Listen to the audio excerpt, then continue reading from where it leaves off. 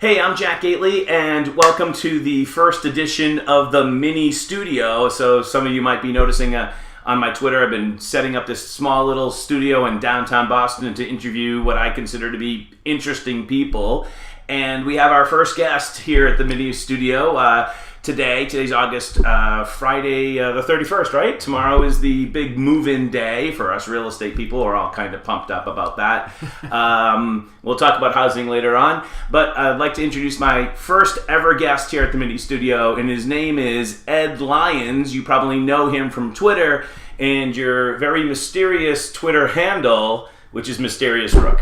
Yes, that's me. Thanks for having me on, Jack. My pleasure. And when Ed showed up at the office, I walked into the room and he was fiddling with the chess set, which maybe with your Twitter handle I should have known that would not be a big surprise. So what is Mysterious Rook? Let's just get that out there to begin with. Yeah, so in chess, a mysterious rook move is an expression. It means that somebody moved this important piece in a way that you don't really understand why he moved it that way, but you think maybe it'll pay off later. So that's a chess term. So it's like a deke. You're like, is it a decoy? Is it a strategic move that you're not sure what it means? So it's called a mysterious rook move. That's why I chose to handle all those years ago. And that's actually why I wanted to have and meet people and hopefully introduce them to you too, is to kind of get a little bit more, firsthand knowledge of all these people that you might see on Twitter and elsewhere, Instagram.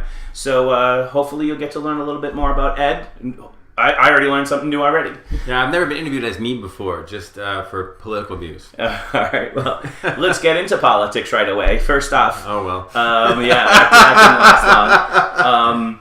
First off, you're kind of like a moderate? What the heck is that, Ed? And you're like the only one on Twitter.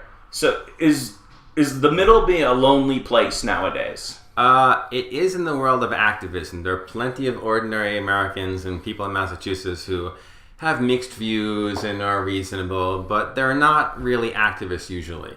So, online or at political events or any kind of civic event, people tend to be pretty polarized. Even if all of their views are in one direction, they sort of are playing a part. I am the conservative activist, I am the liberal activist, I'm the gun person, I am the pro-choice person, and I think that people are pulled to the extremes in this very polarizing time. And I think that if you want to be moderate, you actually have to maintain that. You have to just decide you're not going to be pulled in one direction or the other. And I think you have to decide to try to be moderate. Or I'm kind of anti-partisan more than moderate, which is that I'm just trying to fight the polarization. I do most of the criticism on our side, on the Republican Party. I think that no one cares about your opinion on the other side. So Ed's a Republican. Yes, I'm a well-known Republican. Massachusetts Republican. That's right. I don't like what's happening in Washington, and I'm a rare person who doesn't like the national party as it is in Washington, but I like my state party very much here in Massachusetts. That's really rare. I think people may feel that way, but there are very few activists who act that way. What's going on, Ed? I mean, from your perspective, it seems let's take the Democrats first, and we'll talk to the Republicans in just a second, but it seems from the Democrats, they're moving even farther and farther left. Seen a lot of people celebrate the primary defeat of an incumbent congressman in New York and the rise of, I'm going to get her name on, Ocasio-Cortez. I'm pretty sure I mispronounced that, forgive me. But they're moving to the far, far left, almost embracing a word that in the prior years they probably would have rejected, and that's socialism. And you see the mayor of Tallahassee, who's very also far left, Bernie Sanders type candidate, running for the governor of Florida. You see a lot of people on the left moving far left. We have a candidate running for Congress right here in Boston who's kind of in that same category. What's up with that? Why? Well, first I would point out that there really are organizations that track partisanship. There's things like DW Nominate scores. There are websites you can go to that rank partisanship of parties and activists and politicians. That there really is a way to know, is a political party and its elected representatives going in one direction or the other, the electeds versus the ordinary people, and it's tracked. So you can look over the years and sort of see how this has developed, and both parties have become more extreme. And let me just interrupt you really quick. Is that a function of demographics, or is that a function of our changing media landscape, or what's driving that? a lot of things are driving it. One of the biggest ones is media, that people now feel like they have a national political identity with national political sources. 50 years ago, people were not plugged into sort of this mass mind across the country. They're more concerned about state and local issues. And since we actually belong to state parties, we don't actually belong to a national party. I've been to the RNC. It's a boiler room with a lot of bank accounts. That the RNC is not really a national party when they meet. It's all the state party reps who go there together. We don't want to get too wonky on you. No, but the idea is that we belong to state parties, and people don't think that. I mean, there was an academic study that came out recently saying that once broadband happened, that even rural areas began to be more partisan and hold people accountable for national political social norms rather than local ones. So I do think there is this, I mean, being Republican is about watching Fox, so I think that we do have this sort of national citizenship, which is driving partisanship because people can put on national content. People who are all going to vote for Scott Lively on Tuesday in our party, people are going to vote for him? Probably about a third. Okay. Right? Why are they voting for Scott Lively? It isn't that politicians who have his views are getting elected and succeeding here. They're adopting his views because they're getting it from outside the state. That's not, you would not become a Scott Lively Republican by your track record making a change in this state. They have a citizenship that is from outside the state. While Charlie Baker, who is more conservative than he's governing, is trying to kind of be a moderate because that's going to work in the state. Because now it's so much easier than, like, we're in our late 40s, and it's so much easier to communicate from state to state. We used to have a lot more regional differences. I mean, even me, I'm a native Bostonian. After a beer or two, I have an incredibly thick Boston accent. And even probably now, I probably have a little bit of it, but even my accent has kind of dissipated, and I've become kind of, McAmerican rather than a Bostonian first. Or native Bostonian first. Yeah, so I do think that we all have a political identity, and I think not enough people sort of, really trying to cultivate that, like your own health. Like, we all understand you are what you eat in terms of your physical health, that if you go to McDonald's every day, you're going to be unhealthy.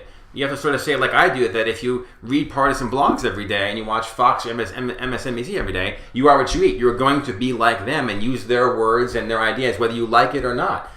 Do you see a situation where we might almost move to like a European model, where the differences between the two parties are so stark as they would be, for instance, in the United Kingdom?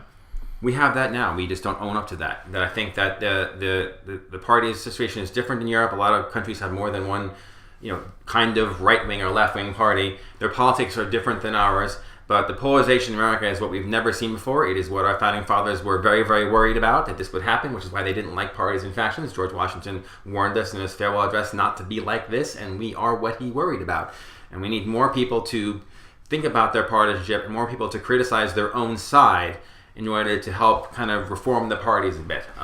That's important, I think. You've been really critical of your own party, at least outside of Massachusetts. Well, that isn't my own party. I don't belong to the Alabama GOP. Right. I belong to the Mass GOP. Disavowing that. Well, I mean, me leaving the party here would do nothing. They're their own party. I'm not in control of what Roy Moore is doing down there, and they can't tell Charlie Baker what to do. Right. All right. So you've been. Let me rephrase. You've been critical of some other Republicans in other states. Yes. And including recently, you tweeted out that some of them are actually suffering from a certain almost version of mental illness, is what you tweeted out. For primary voters, right? So primary voters are like activists, much more extreme than ordinary people because they're more plugged into national stuff. So I tweeted that out in response to people in Arizona voting for really crazy people in the primary for the GOP Senate. And I think there are like a lot of people who are going to vote for Scott Lively here on Tuesday. That Scott Lively is a nutcase. I get his mailers because I'm in the party. You wouldn't believe the stuff this guy says.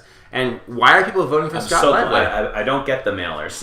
I make fun of them because I like to post them and say, like, my God, can you believe this? That's everyone else. My friends taking themselves off the mailing list, and I'm saying, it's important to understand what he's saying because when people vote for him, you say, wow, these people are voting having read this stuff. I mean, that's hard to take. From the other point of view, whether you're Arizona Republican or Florida Republican, or whether, don't they look at Charlie Baker and Massachusetts Republicans as like not really Republicans? Don't they look at Massachusetts Republicans or New England Republicans in general traditionally as being, well, not really Republicans? We'll take them under our umbrella, but they're really kind of sort of Democrats. Well, we used to say that, oh, well, they're liberal, like Frank Sargent was many years ago.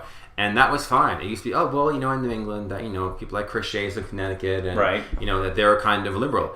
But that was okay in a healthy national party. That was accepted because, we knew there were different kinds of Republicans. But now for both parties, there's kind of one model. Because of the nationalization of our politics, there's sort of one valid kind of Republican. And you're right, outside of the state, it's not Charlie Baker, which is too bad because we used to be more tolerant. But the Democrats are going through the same thing. My father-in-law is an old-school JFK Democrat. I don't think he looks at the vanguard of the party and recognizes himself in that vanguard on the left. So both parties are having a problem where they've created kind of one acceptable, ideologically compliant type of partisan, and everyone else is sort of in the back seat. So, we have that, but the Democrats have it too. It's a little worse on our side in some ways, but it's a little worse on their side too. So it's hard to watch. But while I don't think it's as important to criticize parties against each other, I think it's important to recognize that this is a huge phenomenon. It's happening to both parties, and we have to sort of restrain it. Otherwise, our politics are going to dissolve. Is Trump going to get renominated? Nominated, if he's still the president, I'm confident he'll be renominated. Almost nobody wants a primary. Everybody who talks about a primary gets shot down. The RNC canceled the primary debates already for 2020 because they don't want to see he's fully captured the RNC. Yes, if he's the president, he'll be renominated, and I think it'll be very, very hard to beat him in the primary. So there'll be no more debates like we had, with 20 people on the stage, and then Trump. Well, I mentioned that just to say the fact. Remember those ones that we had last? It's like a game show. Is really what it was. It's like the Hollywood Squares of politicians. There wasn't a debate. It was horrific. I've been campaigning against those for years. Those aren't debates. It's just a silly game show where the craziest person gets the most attention. Did you just call President Trump crazy? Not now. I will. Yes, I think he's crazy. Later on. I think he's crazy, but he wasn't the only crazy person in the primary field. And if you have an event like that, what was that guy with the boot on his head from New Hampshire? Remember him? Vermin Supreme. Yes, right. Well, he tells it like it is too. He has that going for him. All right. He's never lied to us, by the way. Who knows? All right, let's switch gears a little bit and talk about Boston. Huge debate throughout not only our city here, but across the country that perhaps cities are becoming places only for wealthy people. You've been a real vocal person in regards to gentrification. What is gentrification, and do you believe that do you believe what it is? Yes, I think I'm a huge fan. Do you believe in it? You're a huge fan. That's probably not how you want to say it. Go ahead, say that again. I am a fan of gentrification, as I am a member of the gentry. And I think that Boston is the best city it's ever been. I moved here. I visited here a bunch of times, saw the combat zone. I saw the old Boston a few times when I was a college student. I moved here in 98. I lived in Boston, downtown, for 20 years. I know the city very, very well. Where'd you grow up, Ed? I'm from just outside of New York City, in Westchester County. So about a mile from the Bronx. Okay. And then I went to school in Connecticut. I worked in Washington, D.C. twice. Once for politics, once for the military, and then I've been in Boston for 20 years, and I moved out of Boston a little over a year ago. I now live in the suburbs, but I'm still in Boston a lot. And what you're saying is you actually feel that this move towards the investment in the cities, people moving back to the cities, gentrification as people call it, you think that's a good thing? Yes, I think that Boston is the best city it's ever been. I think that Boston is a place of innovation.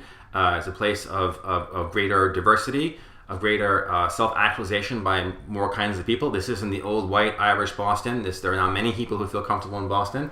I think that the combat zone is gone. I think that Boston has tremendous resources in its nonprofits.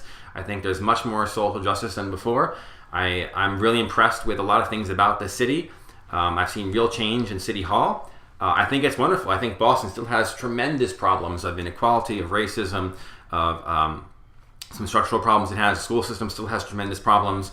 But I think the city is the best it's ever been. And the city's coffers are full of money from taxing all this. I think Boston's real estate values went up well over $1 billion a few years ago. They track how much, Jack would know this, how much the real estate is worth for the whole city. It's up. It's up, way up. And all that money goes to City Hall. And I want to say, every time I'm in Mattapan or Roxbury and I see some wonderful, city-sponsored initiative for justice, I want to say, it's the buildings in the seaport that are paying for this justice initiative down here. So I do think it all connects together. Yeah, when I was a kid in the 70s, and we want to talk about an issue that you really have embraced, and that's parks. But the parks in this city in the 70s and the 80s and even into the 90s, they were not places that you really wanted to go. They were not inviting. They were dangerous. They were dirty. They were not maintained. And this is one example of where this tax revenue was going. You've talked recently about how your Parks Department is one of your favorite departments. And, 2 thumbs up I think he just gave you. I know, they know me. And the city is completely different. And it feels safer and feels like cleaner. We have the data. It is safer. It doesn't mean that every neighborhood is safe. But, because my kids and I went to all 360 parks in the city, we have walked through almost every street in the city over a few years. And we have been to places where it's not as safe as you'd like it to be. We have seen people sleeping in parks, drunken men who are unemployed during the day, people actually shooting drugs, needles. You can see that across the street here. Yeah, I mean, we saw somebody shoot up in Garcia Park right over near Back Bay. It's citywide, the opiate problem. So I have seen the struggles in Boston and the inequality and the problems. When I say that Boston is better than it's ever been, I don't mean that we don't have serious problems. We do have very serious problems, and there is a need for more justice, and there is racism, and there is a lot of things. But compared to what? It's not like we didn't have poverty and racism in Boston in the 70s. It just takes different forms now. But I definitely see a lot of non-white people achieving their dreams in this city, which I didn't necessarily see when I was here in the 80s and 90s. In the 80s and 90s. Now, what do you say to the people that say, hey, all this people moving in, they're moving into neighborhoods that have been otherwise fairly stable for decades, whether that's been East Boston or Dorchester, and hey, these people have a right to stay there. What should the city or the government do to allow people to stay in the neighborhoods that they've learned? Should the government do anything? No, I mean, I think that, well, in general, no. There are exceptions. I keep hearing, we had more of a community, these newcomers I don't know. What I tell them is, I think the Wampanoag Indians, before you kicked them out, had a stable, wonderful community on the same land that you did, and time passes and different people adopt parts of Boston. I don't think anybody has a right to stay in the neighborhood forever, not when it changes. So I lived in Fenway for 5 years, and Fenway now is not the neighborhood it was 20 years ago. I don't have a right to live there forever when it isn't even the same place. So, I mean, I don't understand why, just because I lived here, I can live here. I mean, these people are seeing, if they're owners, and 1/3 are owners, as you know, a huge appreciation in the value of their real estate as the neighborhood around them changes. And many of those people are people of color and non-white yes, folks. Of course. Boston will never tell you about this, but so many dreams have been achieved, like people selling the property they've had for years, and they've retired comfortably or done well, but you'll never read about that because this isn't fit the narrative that everybody's being screwed. So I'm just disappointed in the fact that we have such a limited view of the changes in Boston and not realizing how incredible it is, how many people. I met a guy in East Boston who's a landlord. He's like, they finally offered me too much money for my buildings, and I'm finally leaving. I'm going to retire and live like a king in New Hampshire, right? He's like, and he goes, all my problems are going to be fixed with all this money. And he was there with his grandchild in Cuneo Park, which is a wonderful park in East Boston, thinking about his future, even though he loved the city. And Boston made his dreams happen. And there's so many stories like that no one's going to tell you about because the liberal housing activists have their very narrow narrative about what is happening. And it's not. We're actually a leader in affordable housing. Boston is, you'll never hear this anywhere. Boston is the national leader for affordable housing for metropolitan cities of our size. And I didn't know that because the media will never print that until I walked the whole city with my kids and saw it everywhere. Affordable housing is everywhere. If you want more, great, build more. We're doing a fantastic job, but you will never hear that or read that. The price of housing is, for the most part, going up. It's going way up. I mean, there is definitely a downside to having the housing go way up, and I feel bad when people who aren't part of the upswing in terms of income can't pay for it. And 2/3 of renters, and they're not making money in terms of the housing. What can be done to either level off or reduce the rate of increase, however you want to phrase it, in terms of making the city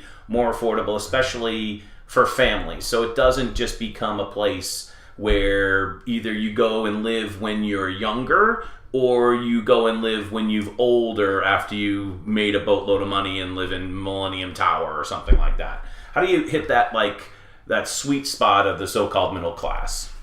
The middle class is supposed to be the middle. It's not supposed to be people making $35,000 a year. I think the middle class in Boston is between 75 and 125. No one wants to hear that. Everyone wants to hear that, well, middle class in my mind is, $38,000 to $59,000 a year because that was their model. The middle class is the middle. So the middle class in Boston, and the city of Boston actually has a number. Their number is like 70 to 100, but they don't like singing it because it's politically unpopular. I think the middle class in Boston is now about 75 to 130 is middle class in Boston. And that, again, it's disruptive to say that, but it's the reality. And anybody making less than 75K is actually a low-income person for the rents. They'd be both nowhere there. I think the answer, of course, is building lots more housing. We should still keep building more affordable housing. There's even controversy over what the income levels are. But the reality is that in the Charlotte Peninsula, I think we cannot make it possible for many people to live there who don't make much money. And we're going to have to just accept that and say, well, we'll try to make things more affordable in Hyde Park and in Mattapan and in Roxbury and parts of East Boston. Now, let's take East Boston for instance. We have a city councilor over in East Boston, Lydia Edwards, who's taken a completely different approach. And she's basically, her approach is that we can't build our way out of this, but we can perhaps tax our way out of it to supply additional housing through the government. You're saying no. Well, you've seen these proposals. Yeah, of course I have. I'm okay with that a little bit. I do think that we need money to support affordable housing, and you need market rate housing in order to support affordable housing in terms of how the whole thing works. And if they want to tax housing more, okay, I'm for that to some degree. I don't think it's the answer. I think we can build the way out of this. And by the way, it isn't up to us. I mean, people who live in the communities, Braintree and Salem are saying, hey, you're making our communities better because people are moving here and improving our communities of all the awesome people moving to Boston. And so it isn't just up to Boston. It's a regional thing. The new housing bill that was signed a few months back, which is awesome, is a regional housing funding initiative. It's delightful. I do think we can mitigate this, but let's not miss out on the upside. There's tremendous upside to what Boston's going through. You go on the subway, you see ads for 50 nonprofits curing diseases, working with poverty, advocating for children, taking care of seniors. It's amazing all the innovation and social justice that can be achieved with all this money flowing through the city. Surely we can have a more sophisticated narrative rather than rich people displacing poor people have lived here forever. I think we have to do so much better than that, and I'm a huge advocate for coming out and saying things like that when nobody else wants to come out and say that. Now, most people know you as being somebody on Twitter, and you're familiar with the internet that way, but Ed is also in his day job, and I don't know how you find all this time to be on Twitter, because I also spend a lot of time on Twitter, but not nearly as much as you do. Tell us a little bit about your day job and how that has transformed with the internet over the last, say, 5 to 10 years. Well, I'm actually not working right now. I've taken some time off. I have little kids at home. My wife is working, so I'm mostly a stay-at-home dad. I've done a little bit of consulting work, but not that recently. So I've had a lot of time. So I take care of my kids. I take them around Boston, all kinds of things. You can follow me on Instagram, and Ed Factor is my handle. It's just we'll put that up here. It's just my kids and I going through parks and things in Boston, and I don't do anything there but my kids' adventures. But professionally, you're a computer programmer. Yeah, I've been a computer programmer my whole life, and I've been using the internet since it was not even called that, and it's amazing to see how it has transformed our world, and it is very difficult for me as a technical person to not think of the world through a technology lens, and seeing all that's happening in Boston just absolutely for me, it's been phenomenal. As someone who used to literally dial a phone, I'm old enough to actually remember only having to dial 5 numbers. If I wanted to dial in my own town. And now to be able to have a real estate school without actually a real classroom, now I actually have 3 of those, and the opportunity is just flattened, and the advantages that people had, especially the brick and mortar, the real estate advantages. If you had the store on Main Street, you were like made. If you could only afford the store around the corner on the side street, you were screwed. But now that those things are over with in so many different ways to scale that. Yeah, I mean, we hired a home inspector recently, and the guy whipped out an iPad and went through the whole process and tapping his iPad and sent us got all the information. But I couldn't believe that it was like an iPad-based home inspection. I can't believe how that's changed. It's like it's trickled down to everything, and I just think it's a wonderful, empowering thing that we're breaking down a lot of barriers to doing stuff. I think it's wonderful efficiency for anybody doing whatever they want to do. So I think it's wonderful. This proves to my point that I should have done this interview like a long time ago, because Ed just bought a house without me. Yeah, it was a private sale, so otherwise I would have used someone like you. You're off just after this. You're headed over to Radio Boston, where you've got kind of like a budding career as a political pundit. Yeah, I've been a political writer for a few years now, and I've slowly done some media. A little bit of newspapers, not much, with the New Boston Post. I had one piece in the Globe. I've been on WGBH TV once or twice. I've done their podcast a couple times, and I've become sort of a regular political commentator on WBUR. In addition to all the essays that I write, so it is. I have I have an unusual sideline career he has as a pundit, which is kind of funny because I don't work for a newspaper and I don't have any political positions, even though everybody in the Mass GOP knows me. But I think it's great that someone like me can just do some work and put it out there and use Twitter and promote it and meet people and get to do this. I think it's yet another thing technology has allowed me to do, is to reach important people and be able to do some of this commentary. So I think it's another story about how technology has changed everything. There's no way I would be on the radio 20 years ago without technology. They would never have heard of me. I would have no credentials. But now someone talks to me on Twitter and says, hey, you sound interesting. We'll come in and we'll interview you for a while and see if you can handle this. And it worked out. But that's another liberating thing about technology. Right. And so I used to do a lot of radio spots back when we used to have a different radio station in town. And that's how they found me too, through the internet. So today is Friday afternoon, and this will drop on the internet Tuesday morning. Primary day, which is the 4th, right? The day after Labor Day. So lastly, Ed, some predictions for the primary coming up. We have, well, I'll leave it up to you. I know they're going to pick Baker, so that one's an easy one. So we're not going to let you pick Baker. We know Baker's going to win. But what about Galvin, Zakem, and plus those two really hot congressional races? So I think, unfortunately, Galvin is going to win. I really wanted... That was Galvin. He's picking Galvin. Bill Galvin, Secretary Galvin. I think he's going to win. I think Zakem did a tremendous, heroic job, but I think that he just didn't have the resources to reach enough people. I think he'll lose probably by like 8 or 9. So in Galvin, how about here in the Boston congressional race? That's Capilano. I think Capilano will win comfortably. I think that the media has really wanted Presley to do it, but I think that she's had a good week. She's had a good week, but no screw-ups. He's been invincible, though. If you listen to the debates, I had no idea how good he was until Presley ran against him. He was my congressman for 5 years, by the way. This is the way I look at it. He hasn't screwed up. No. And no openings. And in order to beat an incumbent, you have to really screw up. I don't know what Crowley down in New York did to not get renominated, but as an incumbent in your own party, you almost have to go out of your way. There has to be a case to get rid of you. Yeah. An obvious case that the average guy, like what happened with Tierney up in the district with the North Shore, like the average person said, well, his family is kind of crooked and therefore that maybe I'll vote for Moulton. There has to be something that the average guy understands, and that does not exist from her case coming out of the gate was demographics. Yeah. I'm more like you. Right, but Capilano was very clever. He's like, the district is so diverse that you're not like any majority, therefore it's more important to work with different kinds of people than to be one particular group, which is awesome. He was so unbelievably great in terms of his campaign. I can't believe how awesome he sounded. I think he's fine for a Democrat. But he gave her no openings. None. So if lightning strikes on Tuesday night, we'll have to eat this segment. And any on the North Shore there up, is it Co? As what? Who do you think is going to come out of the 7th? The North Shore district. Co, we got Rusev. Oh God! I think it'll be Co because the polling said that he was just barely ahead, and people will say, "Oh, he looks like a winner. I'll pick him." So I think he'll do it just because he's sort of like the leader of the pack. But he could win with 22%, which is crazy that you could become a congressman with 22% of the vote. Win the nomination. I don't really think. I mean, Rick Green is a good guy. I don't think he's going to win. Okay. And by the way, Co does have a really good commercial. And he go with Co. It's a really good commercial. Actually harkens back. I remember Tsongas's commercial back. Oh, I don't know what year that was, 78 or 80 or something like that. And when he first ran, one of the biggest challenges was nobody could pronounce his name. Yeah. And he had this great commercial where he had a bunch of people mispronounce it. And then he came on the television and pronounced it the right way.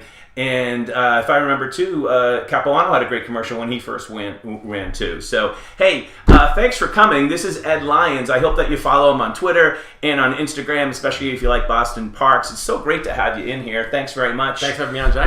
Welcome to the first ever, I shouldn't do that, first ever edition of the mini studio interviews. Hey, if you know somebody who would be a great interview, hit me up, Gately Wire. Other than that, we'll see you again. Thanks. Bye-bye. Bye-bye.